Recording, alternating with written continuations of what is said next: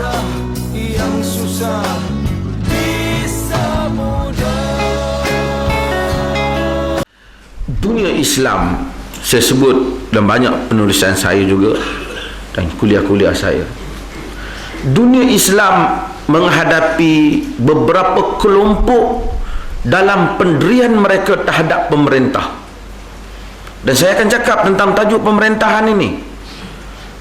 Dan Islam tidak mungkin untuk dipisahkan daripada topik pemerintahan ini, sama ada suka ataupun tidak. Tetapi kita kena cakap dengan nada yang waras, dalam bahasa yang menepati inti kandungan Al-Quran dan Sunnah Nabi Sallallahu Alaihi Wasallam.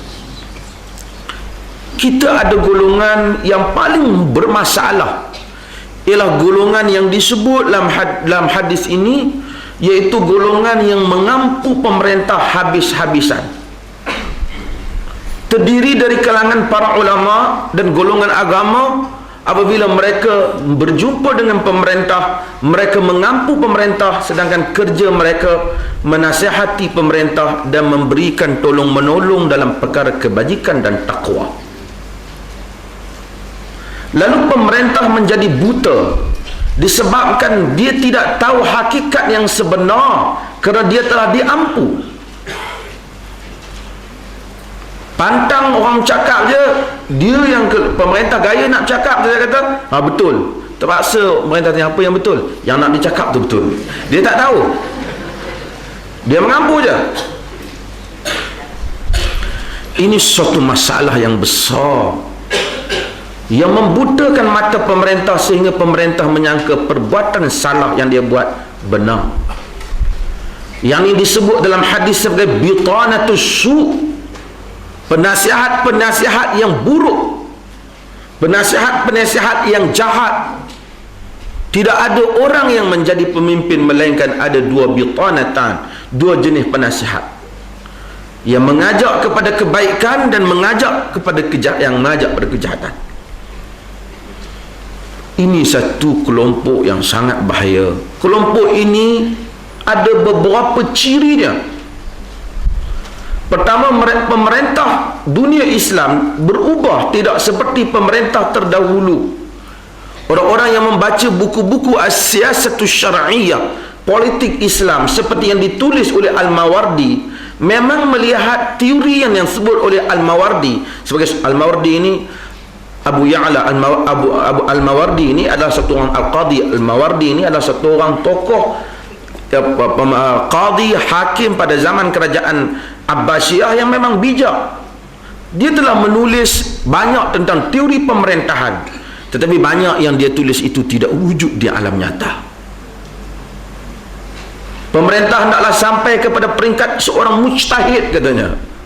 Apa mujtahid? Baca Al-Quran bermerangkak.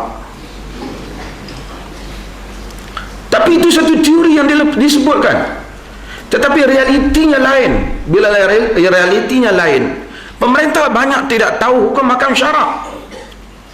Ia bergantung kepada nasihat para ulama. Lalu para ulama tidak jujur di dalam memberi nasihat, kerana setiap yang masuk itu bertujuan untuk memikirkan keuntungan dirinya sendiri. Apa yang boleh ia perolehi daripada pemerintah, kedudukan dan harta. Lalu pemerintah pun ditenggelamkan. Pemerintah bertindak salah, rakyat menjadi mangsa ulama sebanyak yang menjadi punca dalam hal ini. Kadang-kadang kuasa pemerintah digunakan oleh setengah ulama yang hasad untuk menjatuhkan ulama-ulama yang jujur. Ini benar seperti yang berlaku pada zaman Syekhul Islam Ibn Taymiyah. Golongan sufi yang tahu bahawasanya mereka mempunyai penyakit dalam amalan mereka, dan i'tiqad mereka yang dikritik oleh Ibn Taymiyah, mereka menggunakan ampuan mereka pada pemerintah supaya pemerintah memenjarakan Ibn Taymiyah tanpa sebab. Sehingga kan Ibn Taymiyah apabila dijemput oleh pemerintah Tatar yang memasuki dunia Islam, Tatar mengaku Islam, menzalimi orang Islam, rampas harta benda orang Islam di Syam, dan menyediakan majlis makan. Ramai ulama-ulama yang masuk makan dengan begitu berselera sekali. Yang tak makan ialah Ibnu Taimiyah. Kerana Ibnu Taimiyah ni berperang dia. Tanya pemerintah, kenapa engkau tidak makan? Dia kata, aku tidak boleh makan. Engkau rampas harta benda orang Islam, kau bagi aku makan. Ulama-ulama yang berjubah putih hebat yang berada dalam majlis itu, kebanyakan mereka mengangkat jubah mereka. Ibnu Taimiyah kata, kenapa kamu mengangkat jubah kamu? Kata mereka, kami bimbang pemerintah Tatar itu pancung kepalamu, darahmu terkena jubah kami.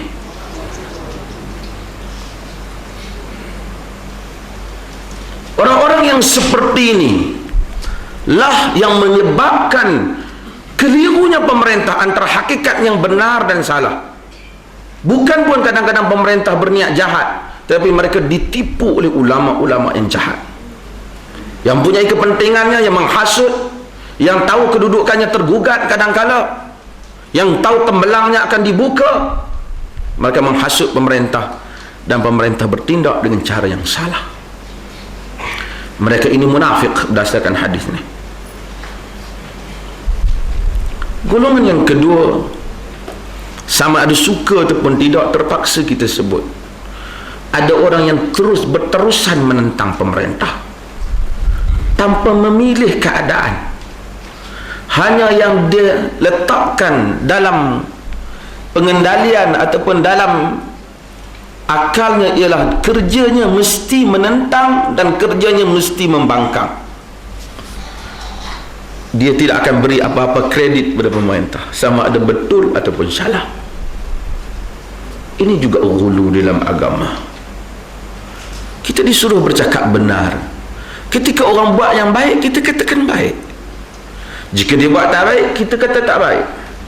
Hasil daripada gerakan yang segini banyak dalam dunia Islam, melahirkan Islamfobia di kalangan pemerintah dalam banyak dunia Islam.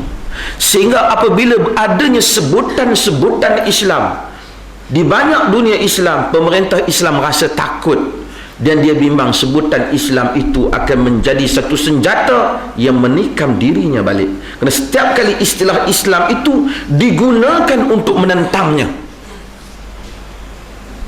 Ini satu lagi kelompok yang juga melampaui batas di dalam memberikan, kerana ad-dinun nasihah.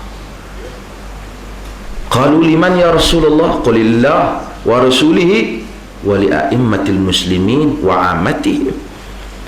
Agama mesti memberi nasihat, pemerintah mesti dinasihati.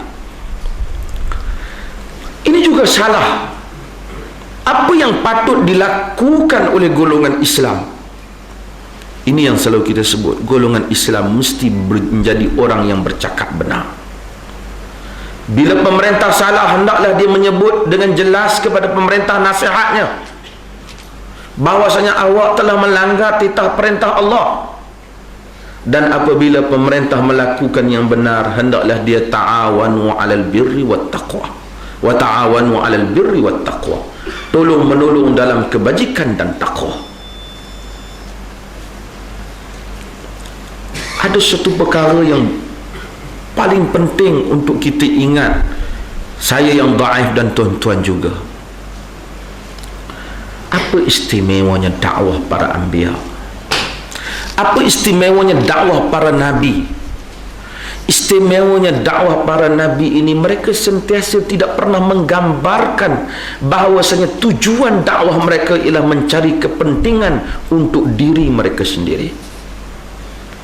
Sehingga orang yang didakwah itu merasa yakin bahwasanya orang yang datang berdakwah kepadanya ini tidak ingin untuk mengambil hartanya dan tidak ingin mengambil kuasanya, tetapi ingin menyampaikan Islam kepadanya. Sebab itu kita tahu pemerintah ramai marah kepada ulama-ulama terbilang pada zaman mereka, termasuk pemerintah Abbasiyah. Tetapi setiap kali ulama-ulama itu masuk dan memberi nasihat, mereka akan menangis mendengar nasihat itu. Sebabnya kerana mereka tahu para ulama ini setelah memberikan nasihat yang tegas dan jelas, mereka pulang ke tempat mereka Tidak pernah pun mereka meminta kerusi pemerintah. Ini suatu hakikat yang mungkin ramai orang tidak mau bersetuju, tapi saya bersetuju dengan Maulana Abdul Hasan Ali An-Nadwi apabila dia menulis satu risalah. Dalam risalah itu dia berbunyi, uridu an atahaddatha ilal ikhwan, aku ingin berbicara kepada orang ikhwan muslimin.